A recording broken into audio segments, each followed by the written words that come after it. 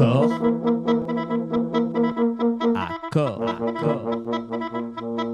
à corps.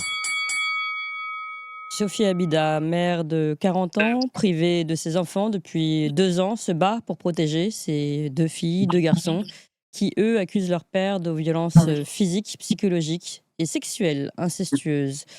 Et pourtant, c'est à lui, à ce père, que le juge des affaires familiales a confié le 9 janvier 2023 la garde des enfants. Et en septembre 2023, Sophie Abida, a été condamnée à 10 mois de prison pour avoir soustrait la plus jeune des 4, âgée de 2 ans, à la garde de son père. Une mère qui tente de protéger ses enfants, en somme plutôt. Le 7 mai 2024, le père des enfants est condamné en première instance pour violence physique sur 2 des enfants. Mais lui, il est condamné à 3 mois de prison avec sursis. Vous voyez la différence de condamnation. Finalement, Sophie Abida a été convoquée vendredi 7 février, au tribunal judiciaire de Paris pour demander une ordonnance de protection. On va suivre la justice française et surtout cette terrible affaire ensemble avec Sophie Abida, avec Laurence Beneux qui travaille sur ce sujet depuis bien longtemps et avec Rebecca Royer. Bonjour Sophie Abida. Bonjour. Et merci beaucoup d'être avec nous ce matin. Vous êtes donc cette mère des enfants T, privée de vos 4 enfants. Je vais présenter tout le monde, mais je vais vous demander ensuite de présenter un peu votre histoire. Laurence Beneux, bonjour. Bonjour. Et merci beaucoup d'être avec nous. Vous êtes journaliste indépendante, co-auteur avec Serge Garde de Le livre de la honte, les réseaux pédophiles, aux éditions Le Cherche Midi, ou encore Droits des femmes et des enfants, l'intolérable indifférence, aux éditions Michelon. On est en plein dedans. Nous sommes également avec Maître Royer, bonjour. Bonjour. Et merci beaucoup d'être avec nous. Vous êtes avocate à la Cour et à l'antenne des mineurs de Paris. Vous êtes donc engagée dans la lutte contre les violences conjugales et intrafamiliales, et l'avocate de Sophie Abida tout particulièrement. Sophie Abida, si vous voulez bien, on va commencer, si vous voulez bien nous raconter l'histoire rapidement, votre histoire.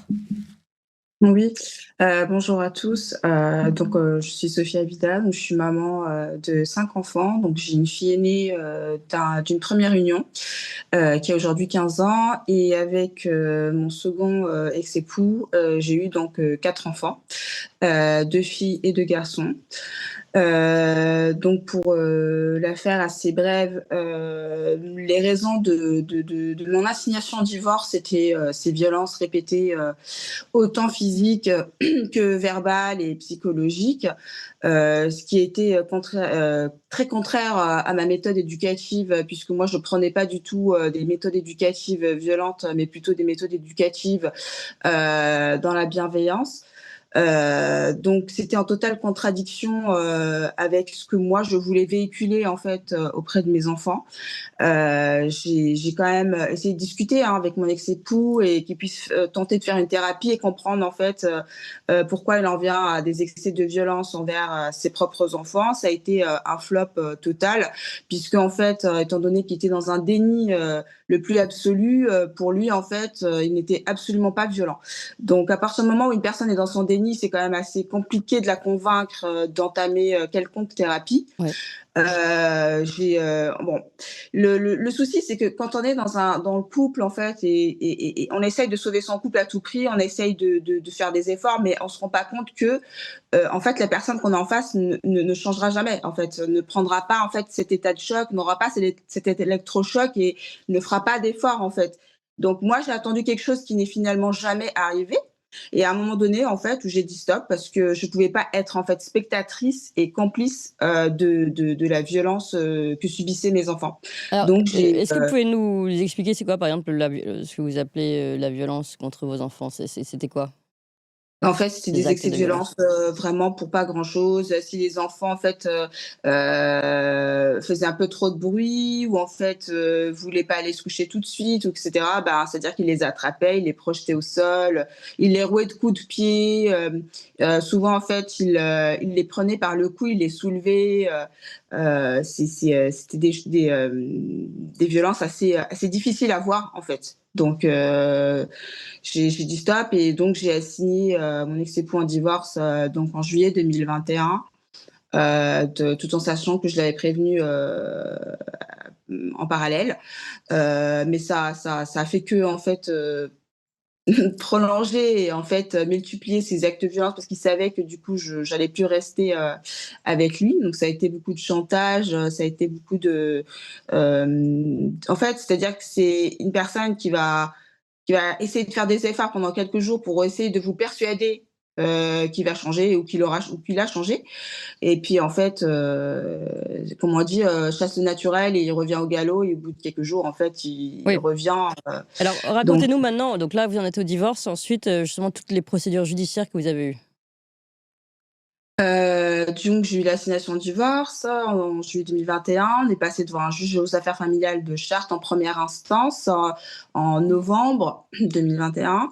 À ce moment-là, il avait eu un rappel à la loi pour ces violences parce qu'il avait été convoqué et cetera par le procureur. Il a eu un stage de responsabilité parentale de 48 heures. Donc je sais pas trop ce qu'on fait dans ces stages, mais c'est pas en 48 heures que la personne, va prendre connaissance, de ces violences. Donc la juge aux affaires familiales m'octroie la garde, de mes enfants, et un droit de visite et d'hébergement simple à monsieur, Donc ça et commençait bien en fait, ça commençait plutôt bien dans le bon sens, voilà. pour vous, oui. Voilà.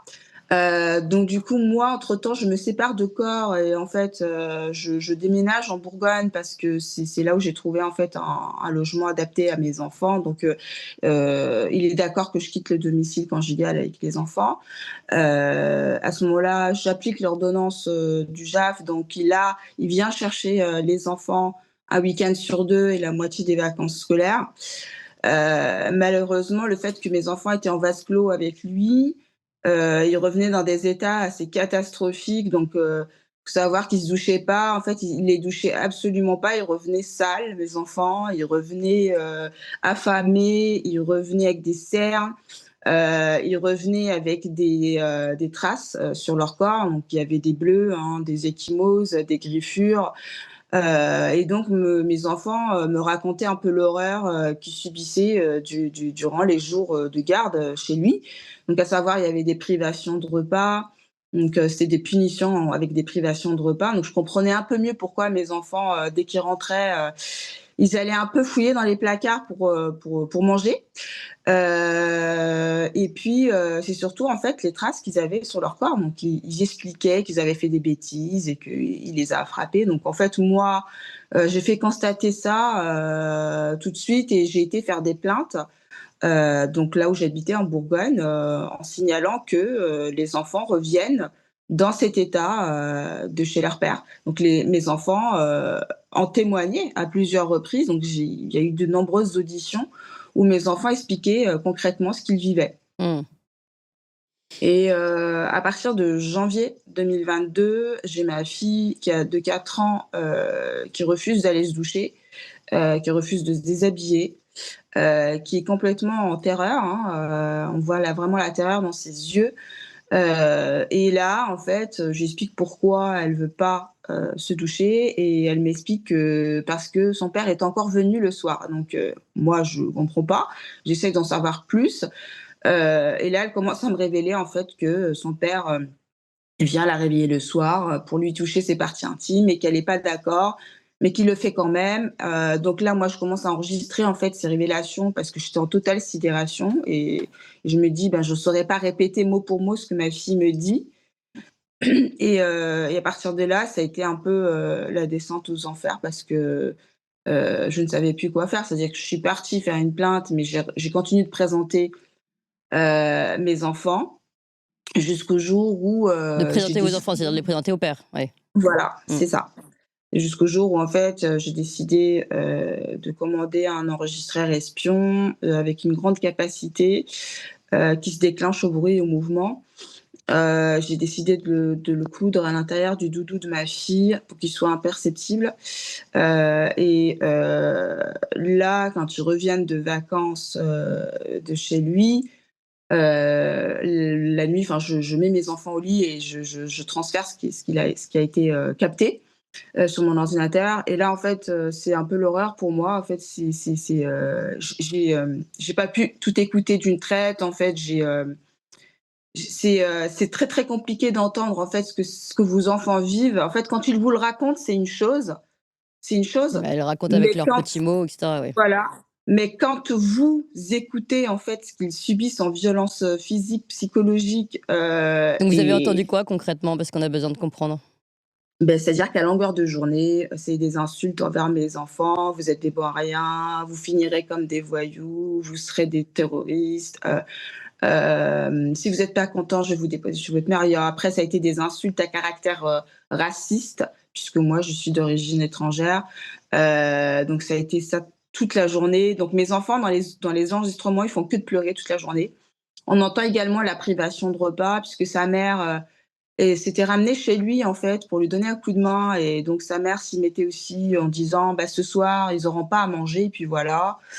Et puis le soir, on entend effectivement, qu'en pleine nuit où les enfants sont censés être en profond sommeil et dormir, qu'il vient en fait dans la chambre, de ma fille, et que, on entend un enfant qui se fait réveiller. Concrètement, on entend un enfant qui se fait réveiller en plein sommeil, et qui dit: «Je viens te faire un petit massage».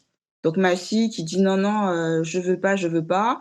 «Oui, mais ça va pas durer très longtemps», et donc ma fille, bah, hurle, mais hurle de détresse et de douleur. Donc en fait, j'assiste en fait au viol de ma propre fille. Ça a été très, très difficile pour moi d'écouter, parce que c'est vraiment des cris de détresse, de douleur, de j'ai pas de mots, en fait, j'ai pas de mots, et ça dure un bon moment, en fait, avant qu'il ne s'arrête, hein. Et donc en fait, moi, ces enregistrements, en fait, je les fais constater par huissier. Donc il y a un constat d'huissier, qui, retranscrit, une partie, des audios les plus pertinents. Et donc je décide aussi, de ne plus présenter, mes enfants Oui, à d'accord, ce et c'est moment-là. à partir de là que c'est, la descente en enfer pour vous, puisque le fait Oui, de ne pas respecter cette présentation, vous est reproché. Et là, si vous voulez bien, je vais me tourner peut-être, du côté, de l'avocate et puis, de Laurence Beneux pour suivre un peu l'affaire. On vous donnera évidemment la parole, Sophie Abida. Maître Royer, pour la Oui, suite, ce qui s'est passé, c'est bien ça? C'est à partir du moment où Sophie Abida, refuse de présenter ses enfants, peut-être aussi juste après, enfin, les révélations, qu'ont eu ce petit espion dans le sac de la fille, de voir à quel point ses enfants étaient violentés. C'est à partir de là qu'il y a que la justice s'en prend finalement à Sophie Abida. C'est-à-dire que la personne oui, responsable devient Sophie Abida, c'est bien ça? exactement. Bah, c'était pas moi qui étais l'avocate de Sophie Abida à cette époque-là, mais concrètement, à partir du moment où elle va euh, garder les enfants avec elle, et à partir du moment où elle va refuser de les représenter au père pour les protéger, à partir de ce moment-là, la juge aux affaires familiales et même tous les magistrats qui vont s'emparer du dossier vont estimer que Sophie Abida a tort. Et c'est à partir de ce moment-là qu'elle va être privée de ses enfants. Elle a tort de ne pas avoir elle a pas tort sur ce qu'elle dénonce, mais elle a tort de ne pas avoir malgré tout présenté ses enfants au père, c'est ça? En fait, la justice est assez hypocrite parce que on considère que oui, il faut dénoncer les faits d'inceste lorsque vos enfants viennent vous en parler. Oui, il faut absolument libérer la parole de l'enfant, mais en réalité, euh, la justice sanctionne toutes les mères qui ne présentent pas les enfants au père, alors que on peut considérer que c'est une protection normale et même évidente d'une mère ou d'un père qui vient refuser de remettre les enfants aux parents qui seraient l'agresseur selon les enfants. Bah, Il y a quand évidemment. même plusieurs enfants, donc il y en a trois en l'occurrence dans le cas de Sophie Abida, qui viennent dénoncer des faits d'inceste. Et la justice va considérer que Madame Abida a eu tort de ne pas les remettre au père à partir du moment où la plainte pour violence incestueuse, viol incestueux est classée sans suite. Ah, parce que la plainte a été, classée sans suite avant, la plainte a déjà été classée avant même, le retour des enfants chez le père? Elle va l'être par la suite. Elle l'a pas été au tout début, mais elle va l'être par la suite. Et on considère que à partir du moment où la plainte est classée sans suite, eh bien finalement il y a rien, il y a aucune infraction. Comme si le classement sans suite, si vous voulez, était la preuve d'une décision juridictionnelle, comme si le classement sans suite permettait de de démontrer que qu'il n'y a pas eu d'inceste. Mais il y a aussi un problème juridique à ce niveau-là. Pourquoi il y a un classement sans suite alors qu'on a quand même un enregistrement qui en plus a été déposé, donc qui a été constaté par huissier. C'est quand même, elle a fait les choses sérieusement dans ce sens-là, je veux dire. À quel moment on peut classer sans suite? Ben, c'est l'hérésie de notre justice. C'est malheureusement pas du tout un cas isolé. Et il y a énormément de classements sans suite. Je crois que le taux est assez effroyable, hein. On est sur plus de 70% de classements sans suite pour des faits d'inceste. C'est une infraction qui est extrêmement difficile à prouver, de même que les violences intrafamiliales, d'ailleurs, dans leur globalité. Et le problème, c'est qu'il y a des magistrats, et en l'occurrence, dans le cas de Sophie Abida, une juge aux affaires familiales, qui va considérer qu'à partir du moment où il y a un classement sans suite, les faits ne sont pas avérés, donc la résidence des enfants doit être transférée au domicile du père, puisque Madame Abida se permet de ne pas remettre les enfants à leur père. Il y a donc un risque, en fait, si vous voulez. Le risque n'est évidemment que sur l'adulte, hein, puisqu'on prend absolument pas en considération le risque qui pèse sur l'enfant. Il y a un risque sur l'adulte, c'est-à-dire sur le père, qu'il soit privé de voir ses enfants injustement, puisqu'on n'a pas de preuves parfaites. Et à ce moment-là, c'est là où la justice devient très dangereuse à l'égard des enfants et que j'estime qu'elle ne les protège pas. C'est qu'au lieu de faire primer le principe de précaution, Pour l'enfant, qui oui. devrait amener la justice à se dire on met en sécurité les enfants et on les laisse auprès de leurs parents protecteurs, c'est-à-dire on les laisse auprès du parent qu'ils ne dénoncent pas comme étant leur agresseur. Au lieu de faire primer ce principe-là, on fait primer le principe de présomption d'innocence de l'adulte sur l'enfant. Ouais. Alors, Laurence Beneux, vous suivez ces affaires du droit des femmes et des enfants depuis longtemps, et nous, on suit vos travaux depuis longtemps aussi. Et ce qui est terrible, là, voilà, je crois qu'il y a une mécompréhension d'ailleurs dans le chat et dans les gens qui nous écoutent, et c'est bien de faire un point là-dessus, parce qu'ils nous disent oui, pourtant, le juge des affaires familiales est toujours la faveur des mères, c'est toujours contre les pères. Les pères peuvent être aussi, les mères peuvent aussi manipuler les enfants et leur faire dire ce qu'ils veulent. Alors, il y a certainement eu des tendances comme ça, je ne sais pas, mais en tout cas, on ne peut pas dire aujourd'hui que le juge des affaires familiales soit toujours en faveur des mères. La preuve ici. Ah ben non, non, non. Bon, alors bon, déjà pour ce qui est des droits de garde, alors c'est vrai que c'est très souvent les mères qui les ont. Surtout si l'enfant est très jeune, il faut quand même savoir aussi que dans la majorité des cas, les pères ne le demandent pas. Oui. Ben, on va commencer par là, mais là, on est encore sur autre chose. Enfin, on est sur on est sur des accusations de violence, sur des accusations de violence sexuelle, et je veux dire, la justice n'aime pas ça. Ça la met très mal à l'aise, et donc très rapidement on va arriver à une espèce de basculement de culpabilité, où finalement la personne dérangeante, c'est le parent protecteur, c'est le parent qui sonne l'alerte, et c'est lui finalement qu'on va juger, qu'on va commencer à regarder. Ouais. Comme on a des difficultés à établir le crime, ou alors, enfin, il y a plein de raisons, et puis il y a simplement des fois, il y en a aussi qui considèrent que finalement c'est pas si grave que ça. Enfin bref. Mais juste, pardon, Laurence, je suis désolée, je reviens encore là-dessus. Une fois, j'ai déjà posé la question à Maître Royer, mais je ne comprends pas comment, avec un enregistrement tel que celui qui a été décrit, alors je ne suis pas dans le secret des affaires, mais tel que celui qui a été décrit, un enregistrement qui a été déposé chez l'huissier, comment on peut ne pas... Enfin, comment on peut classer sans suite? Je veux dire, au moins, il y a une recherche de preuves supplémentaires. Eh ben on peut, C'est et d'ailleurs, grave. on peut. J'avais interviewé la scénariste Émilie Marcellat, qui demandait, qui a écrit Les yeux grands fermés, qui disait qu'est-ce qui peut faire preuve? Rien ne peut faire preuve, en fait, ou en tout cas pas grand-chose. C'est très compliqué. Et on peut aussi laisser des enfants à la garde de quelqu'un qui a été condamné pour violence. Parce qu'il faut savoir que là, maintenant, il y a une condamnation. Oui. Quelqu'un qui revendique ces violences. Il y a une instruction, puisque Sophie Abida s'est constituée partie civile. Il y a une information judiciaire qui est ouverte pour des violences, pour de l'inceste, et pour autant, ces enfants sont en vase clos chez leur père. Alors, et ça, des mères comme Sophie, elles sont des milliers.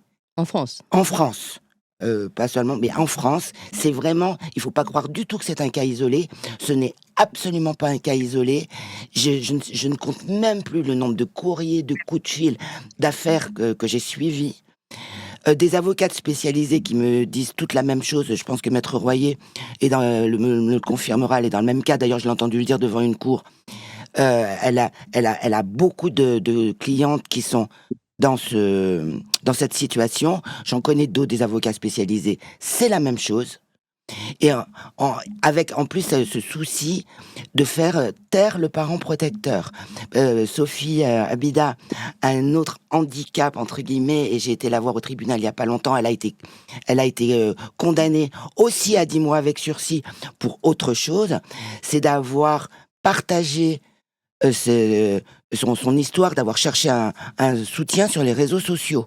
Mmh.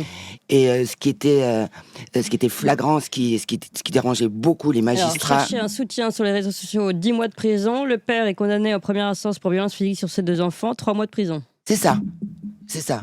D'ailleurs, Sophie peut peut-être raconter aussi Oui. donc, ce qui s'est passé. Elle avait un compte Instagram au départ qui avait très peu d'abonnés. Et suite à une audience qu'elle peut vous raconter, dans un état de sidération, elle a commencé à publier des choses. C'est devenu viral jusqu'à arriver à plus de 1,5 million de vues, ce que, évidemment, la justice lui pardonne difficilement, parce que la liberté d'expression, c'est un très très beau principe, mais dans certains cas, c'est à condition qu'on ne vous entende pas. Vous pouvez l'utiliser, à condition que votre voix ne porte pas. Mais voilà, je pense que Sophie racontera mieux que moi Sophie Abida, cette audience. on vous écoute pour cette histoire-là.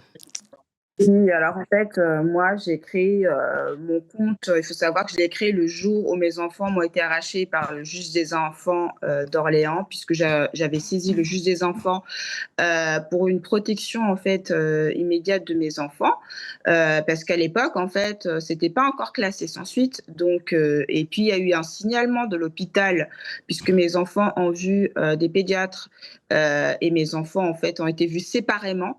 Et le pédiatre de l'hôpital a considéré que c'était assez grave et il a fait un signalement en fait.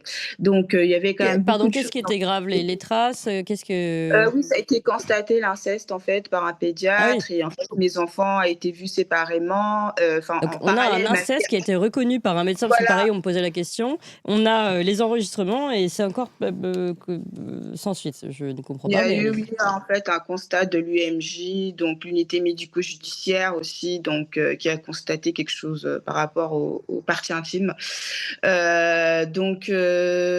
un signalement aussi de l'instituteur de mon fils, puisque mon fils, moi je ne le savais pas, mais je me suis fait convoquer par la brigade des mineurs par la suite, que mon fils avait révélé les faits d'inceste à son instituteur. Donc l'instituteur a dû faire un signalement aussi. Donc il y avait quand même beaucoup de choses en fait pour que je puisse saisir le juge des enfants et que je demande en fait une protection immédiate chez moi, donc un placement chez moi, afin d'éviter en fait ce transfert dangereux chez leur agresseur. Bien sûr.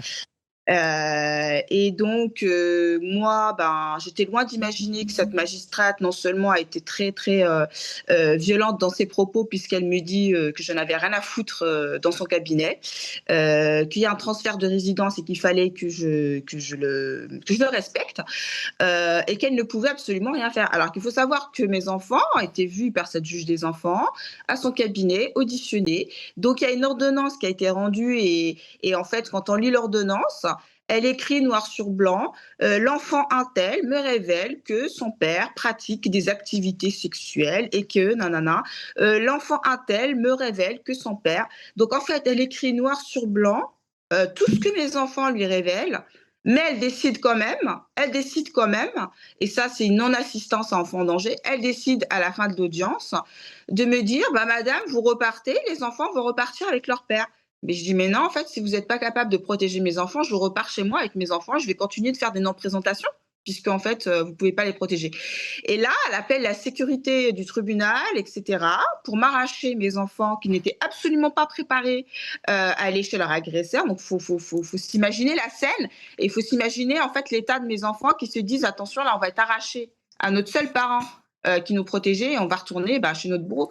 Et là, moi, je décide, en état de choc, de filmer la scène. Donc, Oui. ils ont essayé à plusieurs reprises de m'arracher mon téléphone. Donc, il faut savoir que je ne filme pas le visage de la magistrate. Je filme plutôt vers le sol. Mes enfants sont en terreur, ils paniquent, ils supplient de ne pas de rester avec leur maman. Donc je décide que en fait, quand ils m'arrachent, c'est mes enfants, je sors du tribunal complètement en sidération et en état de choc total. Je me dis là, c'est pas possible en fait là. Je sais pas ce qui s'est passé, mais là c'est pas possible. Il faut que la société sache ce qui se passe. Il faut que la société sache ce qui vient de m'arriver, ce qui vient d'arriver à mes enfants. Et là, en fait, sur les marches du parvis du tribunal, je m'assois et je suis en pleurs, totalement en état de choc, de les balancer sur les réseaux sociaux et de créer un compte Instagram. Mmh. Et là, sans savoir qu'effectivement, ça allait être beaucoup, beaucoup partagé, ça va dépasser le 1,7 million de vues, et que le compte va grossir assez rapidement avec beaucoup de soutien. Et donc, cette magistrate, 1 an après les faits, il faut le rappeler, 1 an après les faits, décide de faire une plainte qui est fallacieuse, complètement fallacieuse. Donc, je me fais convoquer par une brigade parisienne qui me dit: «Il faut venir signer une convocation au tribunal correctionnel». Je dis: «Mais à propos de quoi?» «Oui, alors cette magistrate», donc il s'avère que c'était la juge des enfants qui m'avait arraché mes enfants, «vous poursuit pour violence à magistrat». Je dis: «Mais attendez, je n'ai eu aucune violence ni physique ni verbale à l'encontre de cette personne en fait, mais quelle preuve elle a pu vous apporter?» Et là, elle me dit: «Je ne sais pas, vous devez signer», et en fait, je signe cette convocation. Je me rends à cette audience qui a eu lieu en juin 2024 et vraiment, je vois qu'en fait, mon procès, c'était pas aucune violence envers cette personne. Mon procès, c'était le procès d'Instagram et c'était le procès de tous mes posts que j'ai pu, en fait, Oui. Mmh, utiliser oui, et partager avec oui. les personnes qui me suivaient. Donc énormément de captures d'écran, et là, il me relaxe effectivement, pour les faits de violence parce qu'il n'y a aucune preuve qu'elle a pu apporter, en fait. Donc il me relaxe pour les faits de violence, mais ils se disent: «Bon, on va quand même protéger, c'est une magistrate, c'est notre collègue, on va essayer de chercher autre chose à cette dame» et donc ils me condamnent, ils me relaxent pour les faits de violence et ils me condamnent pour discrédit à la justice. Donc c'est-à-dire que je n'ai absolument pas le droit à ma liberté d'expression. Je n'ai pas le droit, comme tout citoyen, de partager mon histoire sur un réseau social. Bah, ouais. Aujourd'hui, il y a plein de personnes qui partagent leur fardeau sur les réseaux sociaux ou toute autre chose. C'est leur droit. Donc, en fait, ma liberté d'expression qui est protégée par la Déclaration universelle des droits de l'homme et l'article 6 de la Ouais. CEDH est complètement bafouée. Je me dis, mais attendez, mais c'est mon droit, en fait, de partager mon histoire. Je fais de mal à personne. Et non, non, il me condamne pour discrédit à la justice, donc à 8 mois, d'emprisonnement avec sursis, 2 000 € à devoir à cette magistrate, stage de citoyenneté, enfin et une obligation de soins, voilà, la Alors totale. juste, Donc ouais, on va essayer de se trouver cette, vidéo rapidement quand on passera à la fin de cette émission.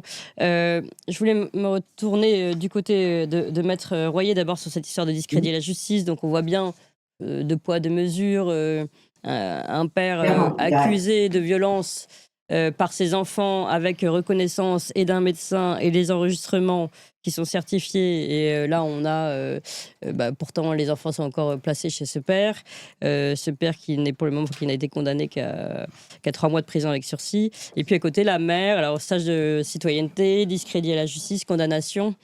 On a vraiment du mal à comprendre tout ça. Est-ce que vous pouvez nous expliquer? Et puis surtout, où en sommes-nous aujourd'hui pour finir? Puisqu'il y avait vendredi dernier cette demande de protection, comment a-t-elle abouti? Maître Royer. Alors déjà, ce qui me semble très important et qu'on n'a pas abordé, et qui me semble être, l'élément le plus grave dans ce dossier, c'est que le transfert de résidence des enfants a eu lieu après qu'un rapport d'expertise, ait été rendu à la juge aux affaires familiales. Et ce rapport d'expertise mentionne, noir sur blanc, que l'expert n'a jamais rencontré ni Sophie Abida, ni les enfants. Je pense que c'est très, très important de le préciser parce que ça montre à quel point la justice est injuste et encore plus que ça, la justice est aveugle là carrément, parce que transférer la résidence des enfants après des révélations aussi graves sur la base d'un rapport d'expertise qui n'a jamais rencontré ni la mère ni l'enfant et qui conclut à la manipulation de la mère, je veux dire, je pense que personne ici peut considérer que ça peut arriver en fait dans une famille et c'est malheureusement le cas des Ouais, dizaines et des dizaines de fois. On ouais. n'est pas sur un cas isolé, mais là je dois dire que le cas de Madame Sophie Abida est tout à fait particulier parce que j'avais jamais vu de transfert de résidence sur un rapport d'expertise mensonger à ce point-là.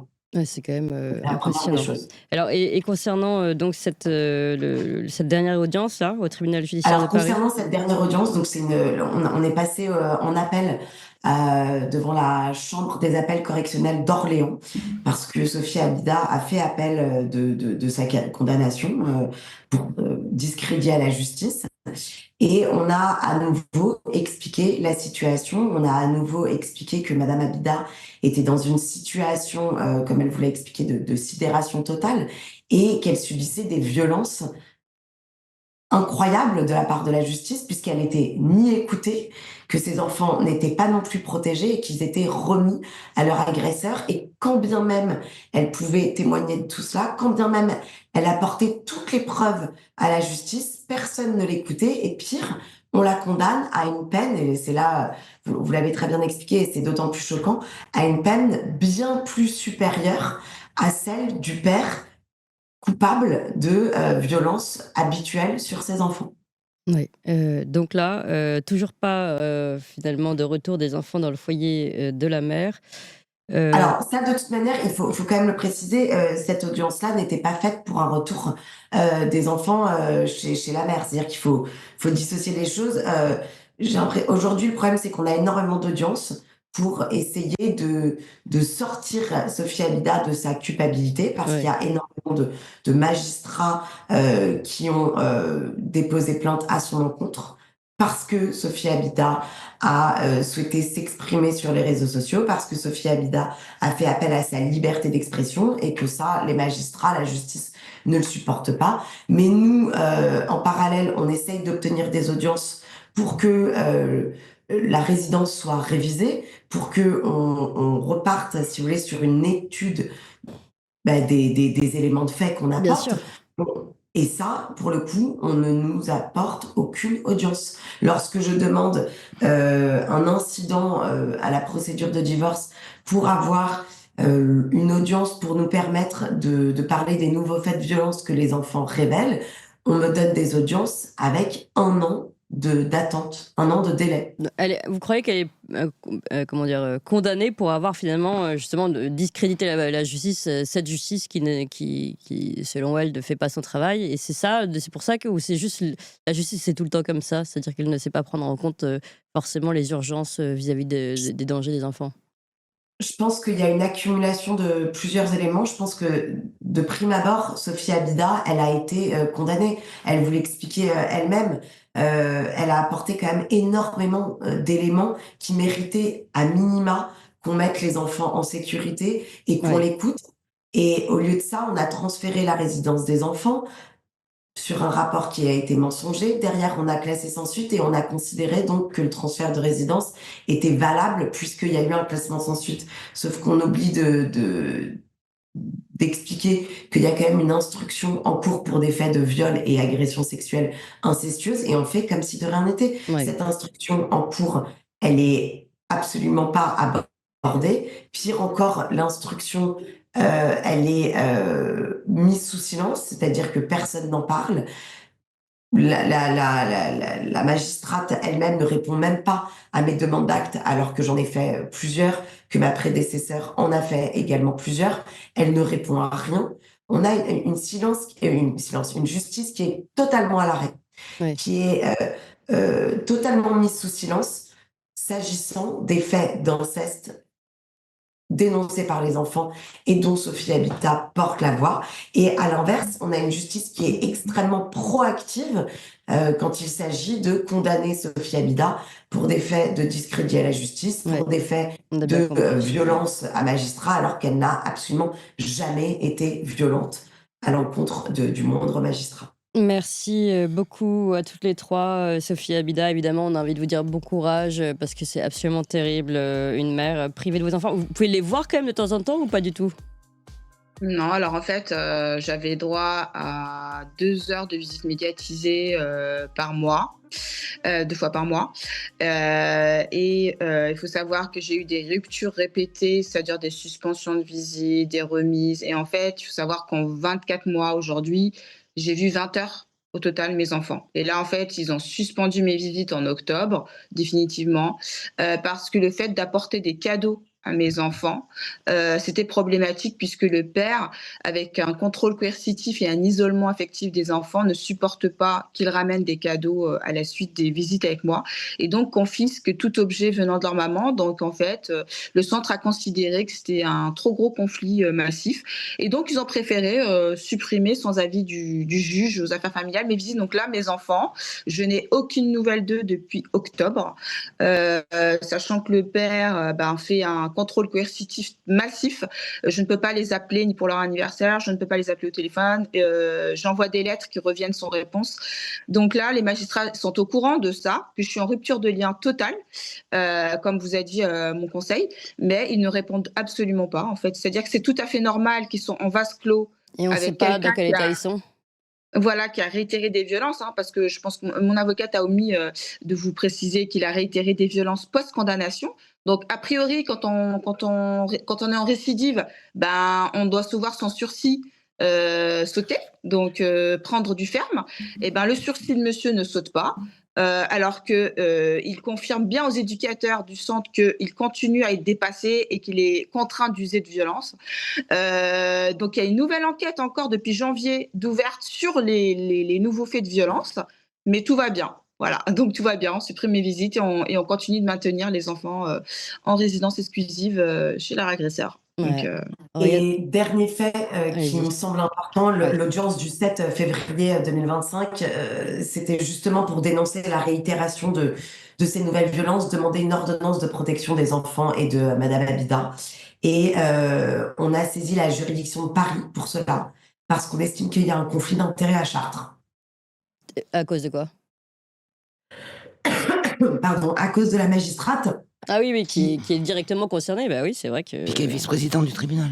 Oui, qui a d'accord. transféré la résidence des enfants et qui a fait condamner Sophie Abida à lui verser des dommages et intérêts. Donc on estime qu'à juste titre, il y a un conflit d'intérêts massif Bah oui. à Chartres. Il faut qu'il y ait une autre juridiction qui soit en charge de ce dossier. Pour l'instant, on n'arrive pas à dépayser le dossier, mais c'est évidemment ce qui Mais ça, vous est n'avez pas encore eu de rendu le sens sur le cette plus demande. important. Oui, Si, Pardon. la juge s'est déclarée incompétente. Ils d'accord. ont eu une Bon, donc ça n'a pas décision marché. aussi. D'accord. Exactement. Bon, et ben écoutez, bon courage et tout ce qu'on peut faire nous à notre niveau, c'est évidemment communiquer autour de ce sujet. Donc j'invite tous les auditeurs, s'ils ont été touchés, s'ils ont été convaincus, beaucoup me disent qu'il manquait la parole du père. Bon, bah écoutez, nous on a décidé de faire confiance à Laurence Beneux, son travail d'enquête qu'on connaît depuis longtemps et qui a Oui, travaillé sur ce sujet. Oui, puis en plus, il faut quand même préciser, là, il ne s'agit pas de rendre justice par médias interposés. Donc, la parole du père, c'est pas la question. La question, c'est le fonctionnement de l'institution judiciaire. Ouais. Et pour ça, il n'y a pas besoin de... Voilà, les éléments sont suffisants. Ok, monsieur est présumé innocent. Oui. Et il revendique la violence. Donc, il a été condamné. On va pas dire Oui. que c'est pas vrai. Il va certainement dire qu'il n'a pas violé ses enfants. Bon, ok. Mais la question, c'est... Il reste une violence.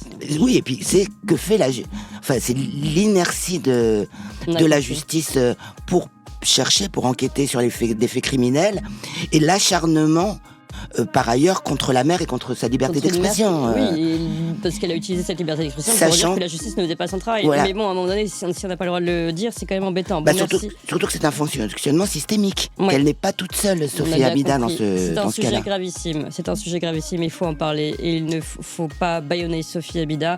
Et c'est pour ça que je compte sur vous, chers amis et auditeurs. Mettez un maximum de pouces, vous appelez vos amis et surtout, on va faire monter cette vidéo pour parler de ce sujet dont ils ne veulent pas qu'on parle. Merci beaucoup, Maître Royer, avocate à la Cour et à l'antenne des mineurs de Paris.